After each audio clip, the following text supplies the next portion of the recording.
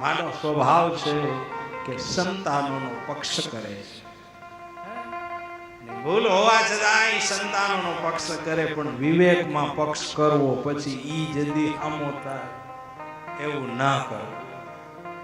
એમાંય જુઓ પક્ષપણમાં વિવેક.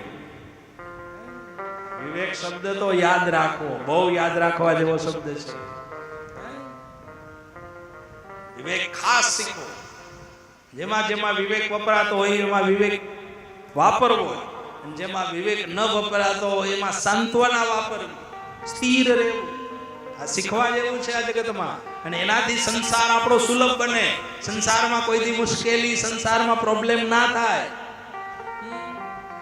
સંતાનોને જ્યાં સુધી હાથ ફેરવવાના હોય ત્યાં સુધી જ માથે હાથ ફેરવવા, પછી અમુક સમયે એમાંય બંધ કરવું.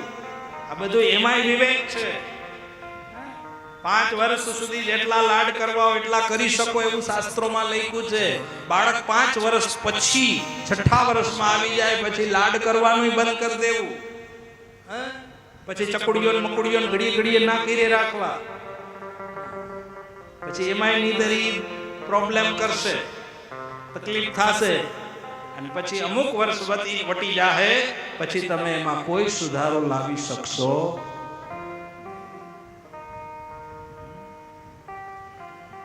વિવેક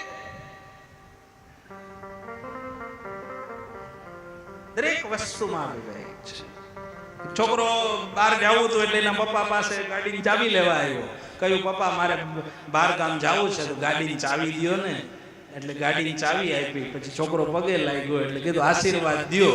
ત્યારે એના પપ્પાએ કીધું છોકરા ગાડી 100ની સ્પીડમાં આખીને ત્યાં સુધી જ મારા આશીર્વાદ તારા ભેગા રહે, એનાથી ઉપર જાઈશ ને તો મારા આશીર્વાદ પાછળ રહી જાય બેટા, માટે તું ધ્યાન રાખજે. આને વિવેક કહેવાય. મર્યાદાશીલ જીવન.